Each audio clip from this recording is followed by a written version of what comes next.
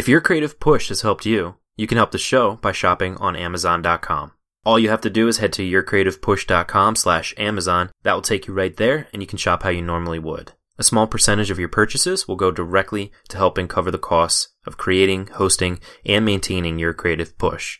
And especially with the holidays coming up, you can make a big difference just by buying the things you were going to anyway. Again, that's yourcreativepush.com/Amazon, and thank you for thinking of the show and for helping out. Your Creative Push, episode 177. Listen and learn, don't rush things, and above all, just be nice to everyone you meet.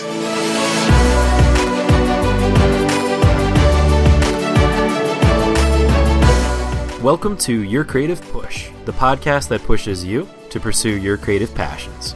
I'm your host, Youngman Brown, and my guest today is Vic Lee. Vic is a wordsmith, a mapmaker, a typographer, a ragamuffin, and a freestyle. And Vic, that's in your own words, because I've never been so bold as to call somebody a ragamuffin. He spent 20 years as a professional graphic designer, freelancing across London, and he has worked on major branding, interior, and retail design projects with some of the leading design agencies in the world. And Vic, first of all, thank you for coming on the show. And as a writer, I'm a huge fan of the not only the written word but also typography. You know, like just like word placement and negative space or the lack thereof. And I just think you're really an absolute master at like what you do, and you've kind of created your own like amazing niche in your own style. And so I was wondering if we could start out by talking about like, has this developed over time? Maybe could you like briefly walk us through like kind of your, I guess, creative journey, like to get you to this point, and also keeping in mind your style? Yeah, cool. Firstly, thanks for asking me, young man. It's really kind of you. Absolutely. So yeah, how did I get to where I am? So yeah, like you said, I worked as graphic designer for 20 years. About 6 years ago, I'm kind of a new illustrator, fairly new in the big scheme of things. So about 6 years ago, I'd been working as a freelance graphic designer for an agency, and I kind of wanted to take some time off. And where I lived in London, I thought it'd be great to draw the street that I was living on with all the shops and the businesses. So I took some time off and I drew the street. And then I got them screen printed, still working as a graphic designer, but just taking a couple of months off. And I started selling them. And these screen prints that I did, they kind of sold out in 2 weeks. And that kind of became a bit of a kind of light bulb moment for me, that I really enjoyed illustrating again. Hadn't done it for like 15 years because all Mac-based digital graphic design. And that was my moment. That was my moment of there's something else out there. And I kind of carried on doing that. I started doing exhibitions and shows. I was kind of working really hard, but at the weekends doing exhibitions to sell the prints, and then shows. More people started buying them. And then I started doing more areas of London, drawing streets of London, which I call the London areas. And the people that were buying them ended up being heads of creative agencies or companies. And eventually I got a commission in from a hotel, the Zeta Hotel. And that was my very first commission. And for me, that kind of kickstarted me as an illustrator. And I kind of never really looked back from there. And that was maybe 6 or 7 years ago. So that first illustration for the Zeta, I did that whilst living at home. About 6 months later, I ended up getting my first studio in central London in Clerkenwell. And the spooky thing is, my studio, which is on the second floor, overlooks the Zeta Hotel almost exactly as I drew it. Wow. 6 months before, which is like full circle. It's madness. It's madness. But I kind of like that sort of stuff. You don't know. I never know what's going to happen. This is the thing. And the one thing that I've realized with what I do with the illustrations that I do is that every day is completely different. And it's the best thing that I ever did, was kind of walk away from graphics and then kind of restart my career again in illustration. So now I call myself an artist illustrator. The artist bit has taken a bit of time to get used to, because I never considered myself to be an artist, but because I get commissioned to do bespoke pieces, technically I can call myself an artist as well, which is cool. That is cool.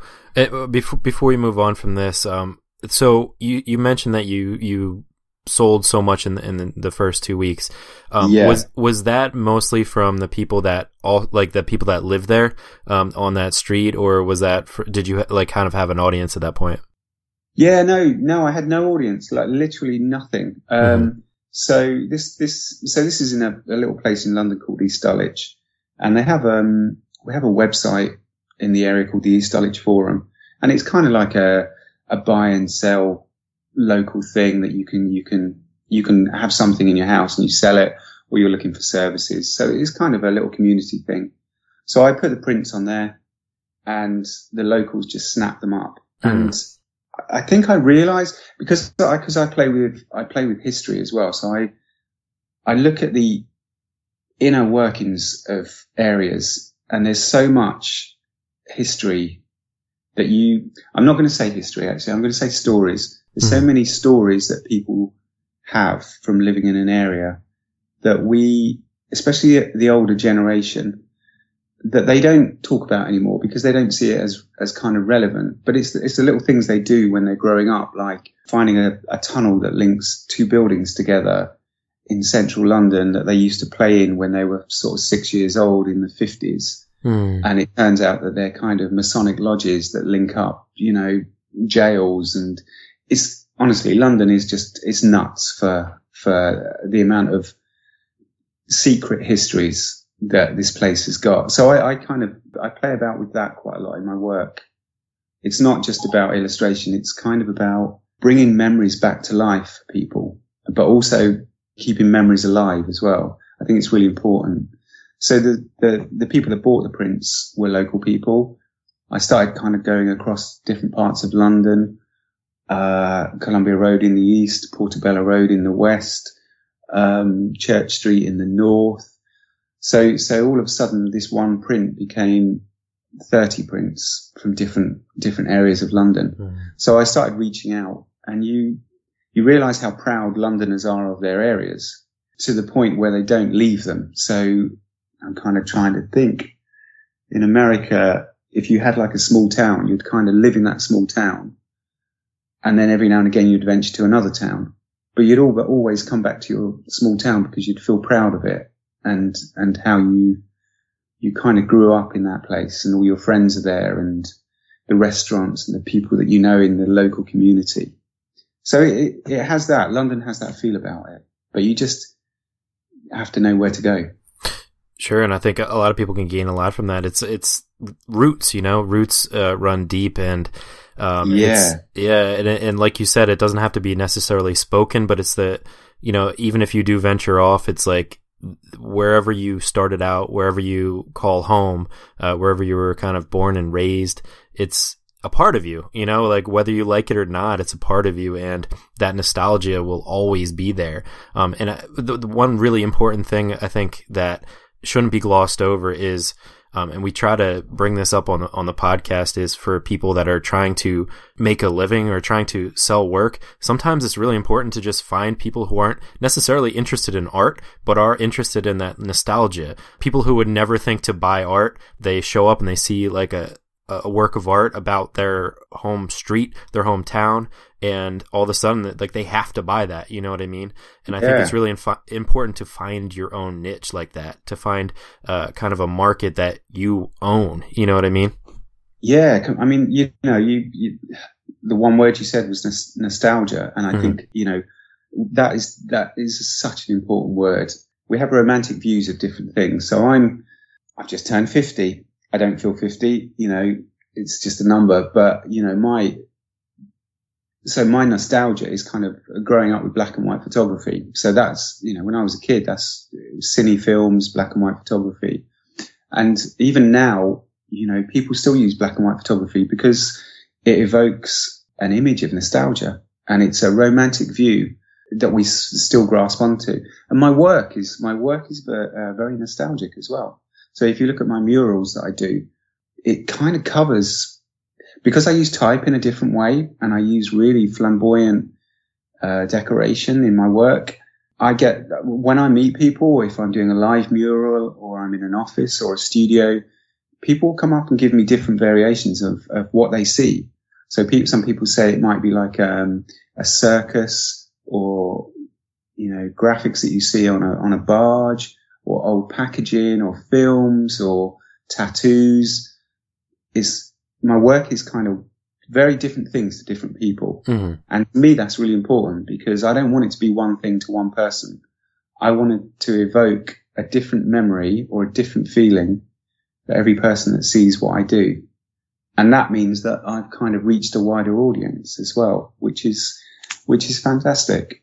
It's absolutely fantastic. I think, yeah, for me, I wouldn't say it's circus-like, but yeah, again, the word of nostalgia, it feels like it's something that I've already known, like kind of messages that are intrinsic to kind of what I believe in. And I guess that has to do with just us kind of jiving as well on just like our kind of personal beliefs about life. Yeah. And that kind of leads us into, we talked about this a little bit before we jumped on the actual interview, like off air, how much kind of planning goes into each of your pieces. And I guess, so my question is, which I already know because we've already discussed it a little bit, but I think it's really interesting for the audience, is how much planning actually does go into because you do very large bodies of work. And I really suggest anybody will head to the show notes page, yourcreativepush.com/Vic Lee, VICLEE, to check out. I'll put up some of his time-lapse videos of just how big these pieces are. They're very, very large, and they take you a few days to do. So if you could maybe talk a little bit about how much planning goes into that, and also kind of how much, not leniency, but how much creative realm is given to you by the commissions. We chatted about this before. So I have no planning. The pre-planning that I do, so if I get a commission in, I'll give you a brief rundown. So if I get a commission in, I'll kind of plan the words and then agree it with the client. And then if I start a big mural, then or a piece of art on the wall, I'll pencil in where the words go, like super light pencil, super quick. It will take me sort of maybe an hour to draw the pencil lines on the wall.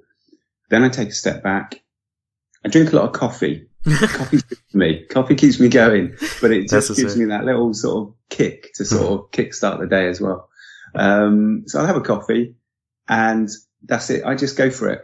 I kind of love the fact that I have no idea what I'm doing, because every line is unique. And it's that thing about commitment. So once you put the pen onto a wall, you're committed.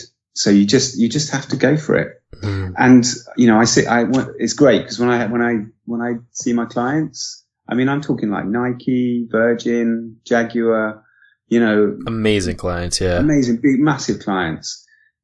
They give me complete freedom. They literally just go, we love what you do. Just go and do it. So we pre-plan the words out. We agree the words, and then that's it. They just let me do what I do. And to have that much belief in what you do from a massive organization, it's a powerful thing. You feel so, humbled, mm-hmm. that people like your work that much, that they trust you that much as well.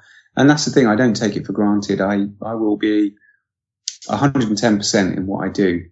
But yeah, from the planning point of view, I don't plan it. I just go for it. And I kind of suggest to your listeners, don't think too much about what you do. Just do it and see what happens, because the worst thing that you can do is fail. And the best thing that you can do is succeed. If you fail, you can just paint over it. I mean, that's the way I look at it is, you know, if I make a mistake or whatever, I can just paint over it and start again. But I don't make mistakes because it's kind of what I do, really. I might make a few spelling mistakes, but that's just part and parcel of working with type now and again. But yeah, I think it's just that thing about going for it and just having the belief to just say, yeah, this is what I want to do. I'm going to go for it. I'm going to try it. I'm going to see it. If it works, it works. If it doesn't, I'll kind of move on to another piece. It's just having that freedom. It's just, honestly, it's just having the freedom to let your mind wander.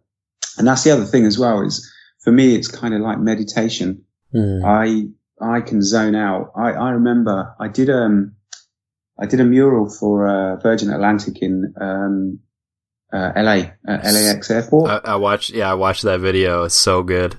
Oh, so good. Do you know what? That's one of my highs. Virgin Atlantic flew me out upper class to oh man. I was so 3 times. Never want to fly any other way once you do that. It was crazy. Honestly, It was crazy.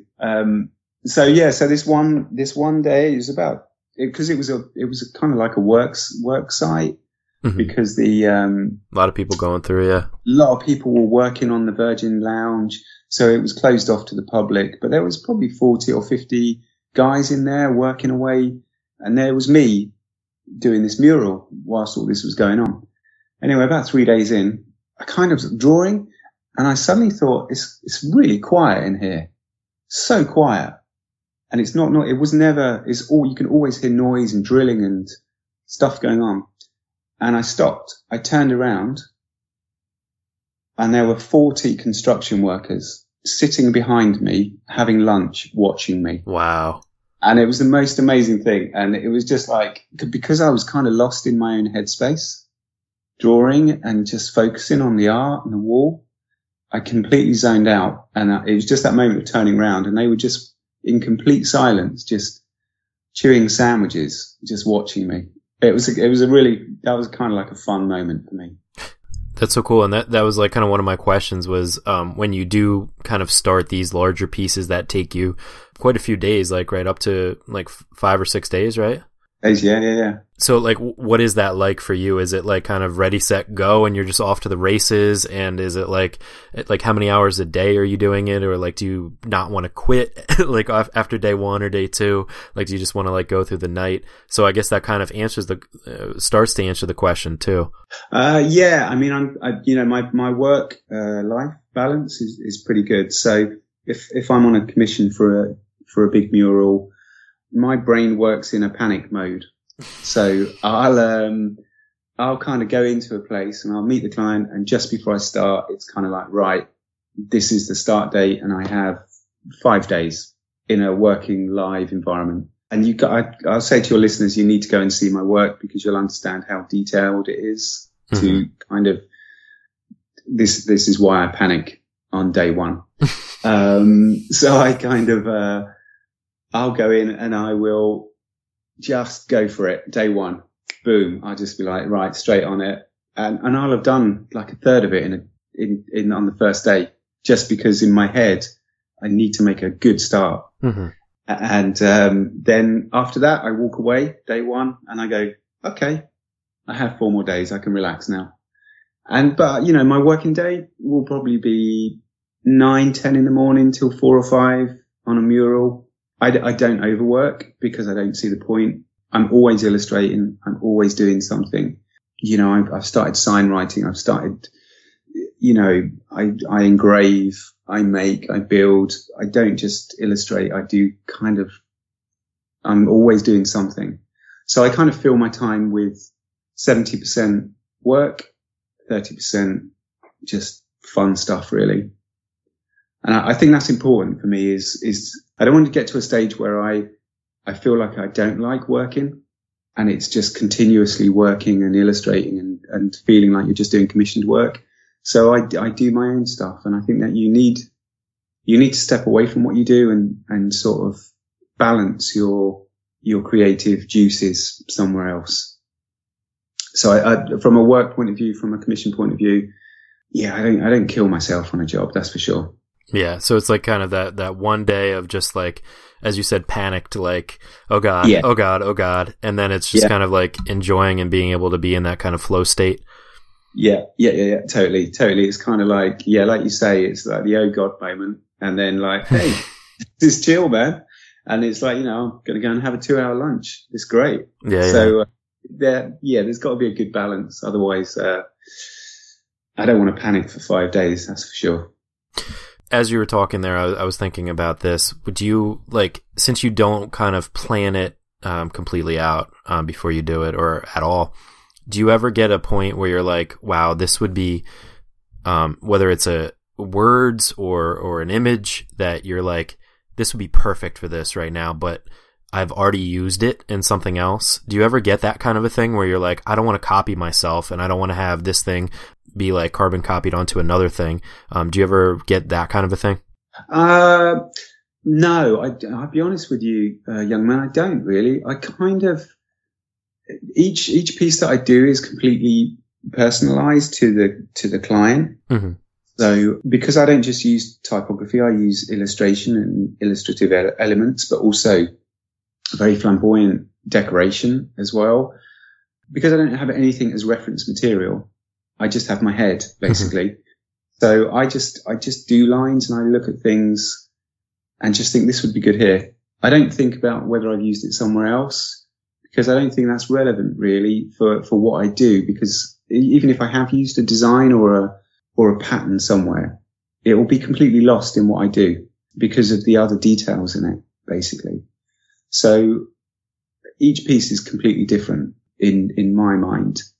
I'm sure if you looked at my work, you'd go, it's similar, but then that's my style of work. That's how I work. It's, that's why people recognize what I do, is because it's my kind of signature, if you like. Sure. Yeah, well, that's just something that I struggle with as a writer. I'm like, oh man, I've already made a similar analogy in something else, or that's something that stirs up in me. Another thing that I think stirs up in other people, especially painters or artists, is that idea of, which you've already kind of talked about, the idea of making a commitment. And I think for you're in a little bit, I don't know why it's more of an extreme case, but putting a pen to a wall seems more terrifying, I think, than putting a paintbrush to a canvas. It's like the wall is this like eternal thing that's just like there, and you can't just like rip the wall off and put a new one up and and throw it out. So what advice would you give to people that have a hesitancy to put that first paintbrush on, to put that first paint stroke, to really kind of commit to the idea that's in their head that they're kind of afraid to maybe put out there? There's a quote, and I'm going to misquote it, so I apologize. I think it was Picasso that said this. I might even get the names wrong. So when people come up to me, if I'm doing a piece of art on the wall, and they'll come up and they go, "Oh, I wish I could draw. I wish I could paint. I wish I could. And I'm like, you can. You already are an artist. Mm-hmm. So this quote is basically along the lines of, when we're born, the first thing, when we grow up as, young infants, the first thing your parents do is they give you crayons and paintbrushes and pencils and plasticine and, and you make stuff, you build, you draw, you paint, you make a mess. So, we're all born as artists. The problem is we grow up. And I always say this to people. I say, just stop growing up. This is what I've stopped doing. I've stopped growing up. I've kind of got to that age and I've just thought, yeah, I've done all that adult stuff. It's boring. So now I'm going back and I'm drawing on walls. Now, as a child, if I drew on a wall, that was, you'd be, whoa, get out. What are you doing? Yeah. Go to your room. Now I get paid for it. So, how cool is that? So resort back to your childhood whenever you can. That's what I would say. So don't be afraid of making a mark, because you used to do it when you were sort of a baby or a toddler. The difference is, if you make a mark on a wall, you're the one that has to paint over it, not your parents. So just don't be afraid. Just go and do it and see what happens. The first mural I ever did was for a big company in London. This is the other thing as well. If I get asked to do a job, somebody might come up and say, Vic, can you do this? I never think about it. I always say yes. Yes, man. Yes, I'm a yes man. And then I panic. So this first job that came in, the first big mural job, big company, central London, this old grade 1 Victorian big building. £5 million, $10 million refurb. And they said, we want you to do 6 murals in our offices. Can you do it? Yes. I'd never done a mural, but I thought just straight away, I was like, yeah, cool. And I stood in front of this wall while all these people walking past me with a pen in my hand for about 30 minutes, panicking, thinking, what am I doing? What am I doing?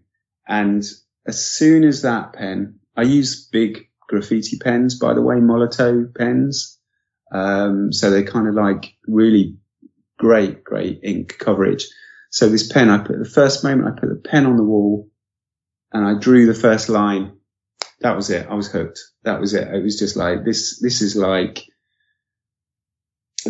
being a tiny person on a giant canvas. It was just incredible. So yeah, I'd say, I'm going to say to your listeners, go and draw on walls. But get permission first, you know? Yeah, I think you bring up a really good point. To be a yes man or a yes woman, you know, if somebody asks you to do something, they're asking you for a reason, because they do have some sort of a trust in you, and any kind of opportunity that comes up for you, or any type of opportunity that looks like it could potentially be available if you ask for it yourself, just go for it. And like you said, then let the panic set in, and then just like kind of put yourself in that position where you have no choice but to do it, and you're going to learn so much from it. Or you can go on a completely different career path that you never thought you would do, like drawing on walls for a living and getting paid for it. I think it's really important to be a yes man, be a yes woman, and just say yes to just every opportunity that's brought to you, even if it doesn't fit into this type of definition that you've kind of defined yourself as a creative person. Yeah, I mean, yeah, 100%, 100%. You know, if you think about everything, you could say, man, I'm not going to step outside the front door because something might happen. I'm not going to boil a kettle because, you know, the gas might explode. I'm not going to eat anything just in case I get food poisoning. You don't think about those things. You just naturally just go, I'm going to go outside. I'm going to boil a kettle. I'm going to eat something. It's just a natural thing. I think that opportunities that come along should be the same. You should always just kind of just go, yes. I'm going to go for this. And if it doesn't work, it doesn't work. But at least I know it doesn't work, as opposed to I assume it won't work. A lot of people are too afraid of failure. But if you don't fail, then you're not a failure. And I think that's the thing. It's so important that you have one life. You've just got to go for it. You've got to fill it with experiences. You've got to fill it with just doing as much as you can and seeing what your capabilities are. Absolutely. And it is funny, like you were saying, just like a kid, like when you're a kid, you don't think about drawing on the walls. You know, your mother or your father or whatever give you a bunch of toys and you just go, like you just do stuff, and then you don't even think about the outcome. And I think it's kind of a funny thing, isn't it? Like how we all have these things that when we become adults, we just get scared. But yeah, we get so scared. What if people don't like it? What if they think I'm an idiot? What if they think I'm a sadist? What if they think I'm, you know, whatever it may be? And it's like kids don't think about that. So you really do have to get back to that, like kind of those creative origins. That's why I always like to ask about the, you know, creative origins. It's getting back to that childlike wonder and just go for it and not worry about anything else. It's basically just go and eat dirt. You know, that's what you did as a kid, and nobody told you any different. And it was like, you know, we're still here just going, I don't remember what dirt tastes like, but I do remember eating it. So, yeah, you know, we've all done some stuff as kids in the past that, I'm sure we're not proud of, but you know, it made us who we are today at the end of the day. And we're still alive to tell the story, which is good. Absolutely. So I wanted to ask you, what does a giant white wall look like to you? And I don't mean just like a commission. Somebody is like, hey, like do this for us. You have 5 days to create something awesome. I mean, like when you're out at the bar or you're just like in everyday life, what does just a blank wall, like, are you obsessed with that kind of idea of like, what can I do in this place? Yeah, I do. When I go out, I kind of, if I'm in a restaurant or a bar or, you know, wherever I look at places. I'm kind of moving studios over Christmas time. So my studio at the moment, I have like 2 big murals up. So I'm going to paint them white, just leave it, because nothing lasts forever. Mm-hmm. So my new studio, I went to see them yesterday, and again, white walls. And I kind of chatting away to them. I said, you've seen what I do, don't you? And they're like, yeah. And I'm like, these walls. And they went, do you want to paint on them? And I was like, yeah, I do. And they're like, just do what you want. It's cool. And I was like, yeah, great. So I could I'll have another mural. But yeah, that's cool. It's not just walls. It's kind of everything. So if I'm gonna, if I look around, I'm in my house at the moment. I'm at home. So if I look around, I have a crash helmet, which I've drawn on, like a motorcycle helmet. Mm-hmm. I have a glass vase that I've engraved on my front door. We have like a window that I've engraved. I look at things and just everything's a possibility. That's the thing as well. I mean, I'm doing a ceramics course at the moment, so I'm actually making ceramic letters. Just because I want to push the boundaries of 3-dimensional and my capabilities as well. But going back to your original question, if I look at a wall, what do I think of a wall? I think you're my enemy, so I have to destroy you. Or I want to embrace you, and I just think you're a white wall and you're quite bland, so I'm going to give you a personality. And all of a sudden that one wall that nobody used to look at suddenly becomes everyone's friend. Mm. And I think maybe that's the way to look at it, is that I've gone into studios, I've met clients, and they've said, we have this boardroom, and it's just white walls. It's so boring. No one uses it. I'm like, yeah, leave it with me. A week later, they go in and there's this huge, what I call wall tattoo on the wall, which covers the entire wall. And they are just it's almost like they're sucked into it. They just look at it for like hours because there's so much to see. And all of a sudden that wall, which was nothing before, is suddenly the center of attention. So different ways. Somebody said I kill walls, and then speaking to you before this interview, I think maybe I resuscitate them. Yes, maybe you bring life to them. Resuscitate them. Yeah, exactly. Yeah, you definitely don't kill walls. No, I don't kill walls until they get knocked down, and then I kill them. Yeah, I love it. So before we let you go, I was wondering, are there any things that like hold you back kind of on a daily basis? I know when you get a commission and you kind of go, from 0 to 60 and can complete a project real quick. But, just like in your everyday life, do you have any things that hold you back? Any resistances that really, hold you back from creating things? I'm going to say no. There is, I mean, if you talk to anyone, if you talk to other illustrators, artists, photographers, you talk to anyone that does work for themselves in a creative industry, or most industries, I'm sure, it's the quiet moments.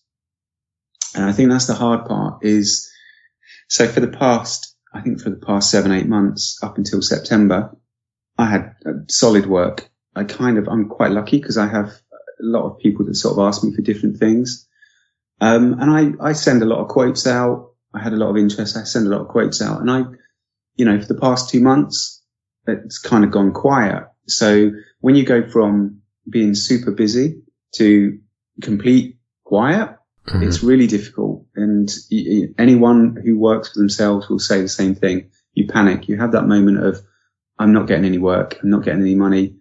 What do? I need to get jobs. And it took me a couple of weeks to 2 or 3 weeks to sort of just wind down from the busy period and to get over my fear of being, I guess you feel a little bit rejected at the same time, which is always difficult, but it's not rejection. It's a moment of peace. And that's where I am now. It's, the quiet period suddenly became my time.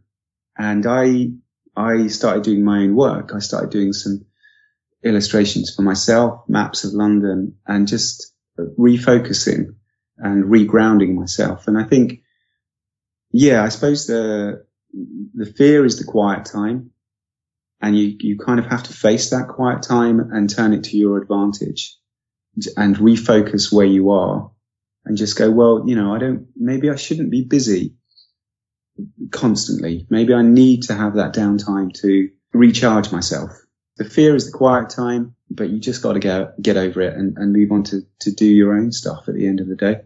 Yeah, I think that's super important. It's not only, because I think for creative people, there's ebbs and flows with almost everything that we do. It's not only getting inspiration. Like I found for me, I get 2 or 3 days where I'm just getting constant ideas, and I can't even I don't even have enough time to get them down, and it's like you get all that inspiration and then a month of nothing, no ideas coming to you.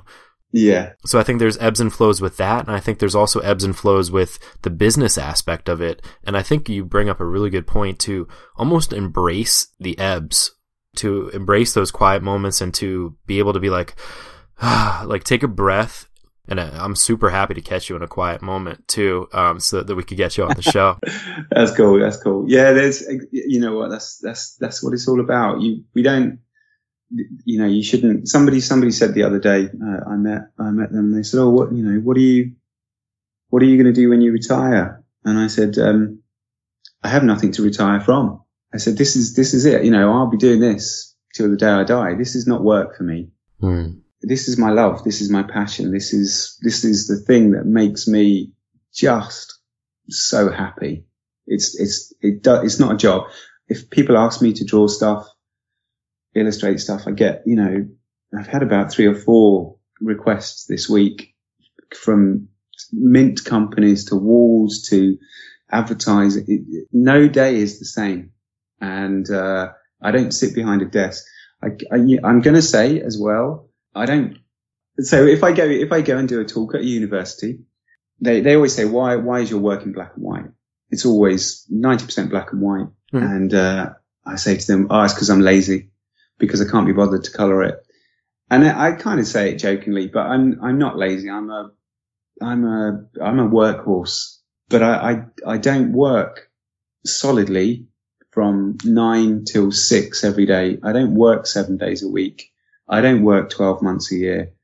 I am massively lucky. I'm touching wood now because, I'm lucky because I have the freedom to kind of take time off and live my life, as well as doing the illustration and the art side of things. And I think if you suddenly just feel like you have to keep illustrating and you have to keep drawing and you have to keep working and commission and money, and it's like riding a bike. If you want to ride a bike really quickly to get from one place to another, that's not riding a bike. Riding a bike is kind of looking around you while you're cycling along and taking in your surroundings. It's doing it at your own pace, but also appreciating everything you see along the way. So, I would say to your listeners, just treat what you do, illustration, art, design, photography, do it with a passion, but make sure that you enjoy the journey. Yeah, man, I love that analogy. If you're riding a bike and you fall over, you're going to be okay. You're not going to die, as long as you're wearing a helmet. Yeah. But also to really enjoy the ride as well. And going back to what you were saying about black and white, hey, I think black and white are the 2 most beautiful colors. Yeah. And the other thing that black and white allows is to allow the viewer to fill in the colors for themselves, which I think is really important to kind of tell their own story. Yeah, totally. I think also, if you remember that, somebody told me that when babies are first born, they can only see in black and white, so they don't understand color. So, which is why when they look at an object that is like a big black space or a white space, and they're staring at it completely intently, is because that's all they see is black and white. And then the color comes into their eyes as they grow older. So maybe there is that thing about almost going back to how we begin as humans, is kind of how we like to see things. We like to see things with clarity, without confusion, And sometimes black and white is the simplest way. And like you say, you use your imagination to fill in the gaps.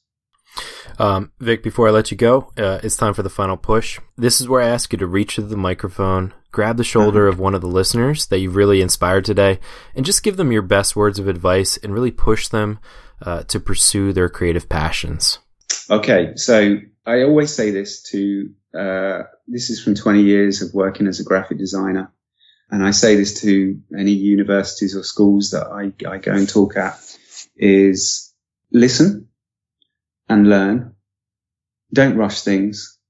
And above all, just be nice to everyone you meet, because you don't know who those people are going to be in 10 years. You don't know where they're going to be. I have friends that I've worked with 20 years ago in graphic design as a graphic designer who now own companies, who are creative directors. I've worked all over the world with those people who I used to be graphic designers with, and they are now the heads of companies. And I've always remained completely like just nice to people, because it makes your life easier as well. So my final piece of advice to that one person who wants to listen is just be nice to everyone you meet. The end. Such a good way to end the show. Vic, thank you so much, man, for coming on the show and for giving us that push, man. Thank you, young man. It's been a real pleasure. I look forward to listen to many more of your shows as well. Oh, man, thank you so much. You can find Vic on his website, which is Vic Lee, viclee.co.uk. And on Instagram, he is Vic Lee London. And we'll have everything we talked about today at yourcreativepush.com/Vic Lee. Vic, thanks again. Thank you. My thank you to Vic again for coming on the show. I had such a fun time talking with him. And I love that story that he told about, being so lost in his work that he had 40 construction workers, behind him eating their sandwiches, getting lost in his work at the same time. And I think that is what art, that's what creativity, that's what it's all about. It's trying to get to that place for both you and for your audience. Getting to that place where you're just kind of sitting there, mouth agape, just being a mouth breather and just getting kind of lost in that universal realm. And I think that's what we're all trying to get to, that place where all the other stuff goes away, and it's just you, your art, in this amazing zone. And it's funny, I wrote about this before, about things that tickle my brain. Strangely enough, one of the things that tickles my brain is when you're sitting in the front seat of your car and somebody outside is squeegeeing your windshield for whatever reason. I love watching that. And it's the same thing with watching people create art.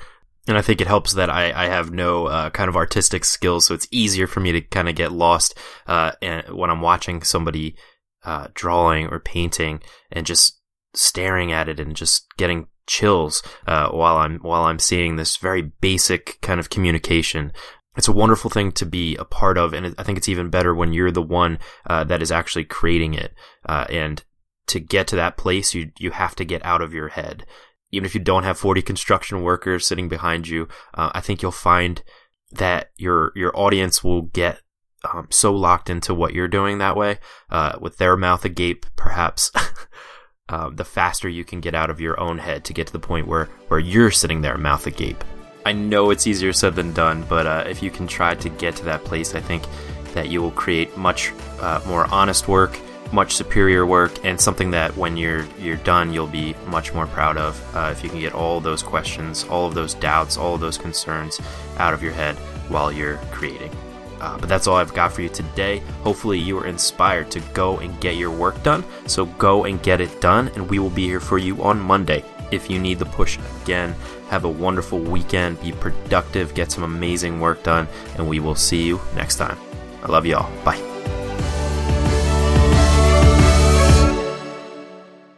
Never miss a push. Head to yourcreativepush.com/subscribe to find the easiest way for you to subscribe to the podcast.